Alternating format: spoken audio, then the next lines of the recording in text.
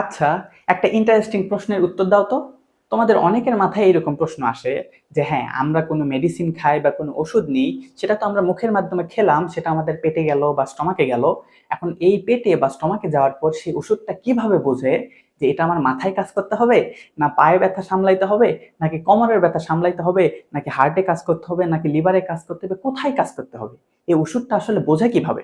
ওষুধের ভিতর বিশেষ কি কোনো ক্যামেরা লাগানো থাকে, বা এর ভিতর কি কোনো বিশেষ সেন্সর থাকে? ও কেমনে বোঝে যে এটা আমার মাথায় কাজ করতে হবে না পায়ে কাজ করতে হবে, তাই না?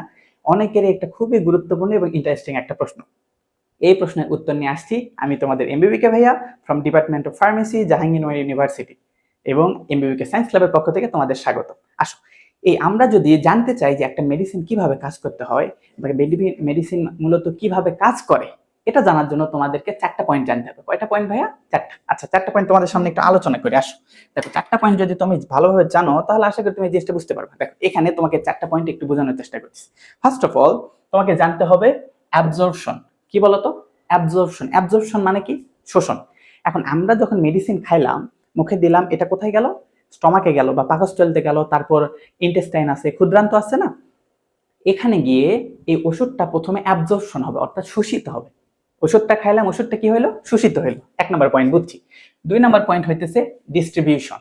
এটা তো বন্টন করতে হবে, তাই না? ওষুধটা যে খাইলাম ওটা তো পাকস্থলীতে বা ইন্টেস্টাইনে থাকলে হবে না, এটা রক্তের মাধ্যমে সমগ্র শরীরে বন্টন হয়। কোথায় বন্টন হয়? সমগ্র শরীরে। মোস্ট ইম্পর্টেন্ট কথা, কারণ ওষুধ তো আর বোঝে না যে ওটা মাথায় গিয়ে কাজ করতে হবে না পায়ে গিয়ে কাজ করতে হবে। ও সমগ্র শরীরে সমানভাবে বন্টিত হয়। বুঝতে পারছি?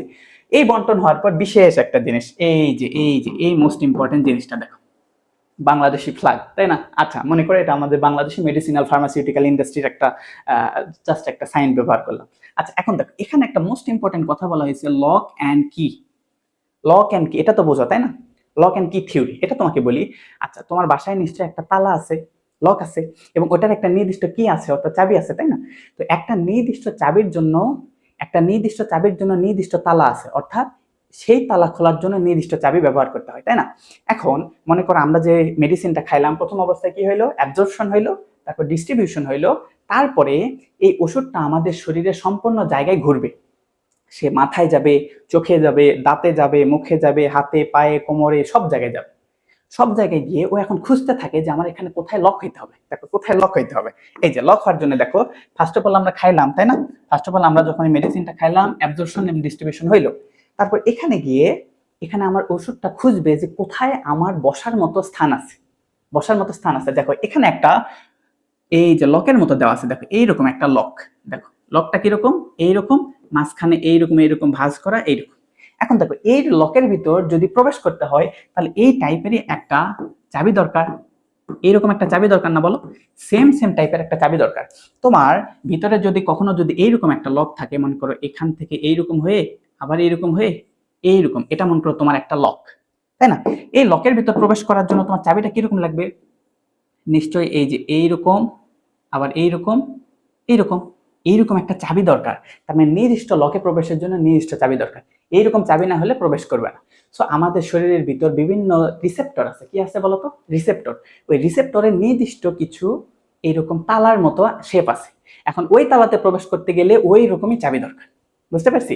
তাহলে আমার ওষুধটা আমার মাথায় গিয়ে দেখলো যে হ্যাঁ, এখানে কোনো আমার বসার মতো কোনো রিসেপ্টর বা বসার মতো প্রপারলি চাবি তালা ম্যাচ খাইতেছে না।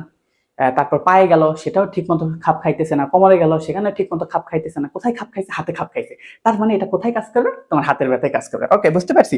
এইটুকু বোঝার পর পরবর্তী অংশটা দেখো। তার মানে এটা তুমি বুঝছো ভাইয়া, লক এন্ড কি।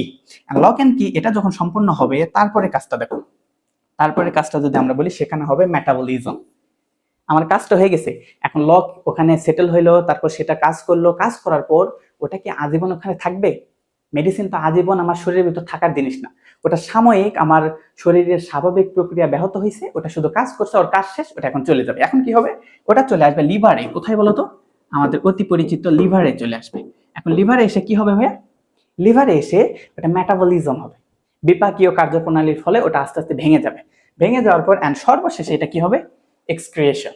অর্থাৎ এটা আমাদের কিডনির মাধ্যমে বা আমাদের রেচন প্রক্রিয়ার মাধ্যমে এটা শরীর থেকে বের হয়ে যাবে। বুঝতে পারছো? ওষুধ নিলাম, সর্বপ্রথম অ্যাবজর্পশন হইলো, তারপর ডিস্ট্রিবিউশন হইলো, তারপর লক অ্যান্ড কি থিওরি, অনেক সময় এটাকে আরো মডিফাইড আছে ইনডিউসড ফিট, এখন তোমরা বুঝবা না, সমস্যা নেই। লক অ্যান্ড কি থিওরি, তার পরবর্তীতে আসে মেটাবলিজম অ্যান্ড সর্বশেষে এক্সক্রিয়েশন। এই প্রক্রিয়ায় ওষুধটা আমার কাজ করে। তাহলে এখন যদি তোমাকে কেউ প্রশ্ন করে যে ওষুধ খাইলাম মুখ দিয়ে গেল পেটে, কেমনে বুঝলো মাথায় কাজ করে না পায়ে কাজ করে, তুমি বলতে পারবা না? ইয়েস, তুমি বলতে পারবা।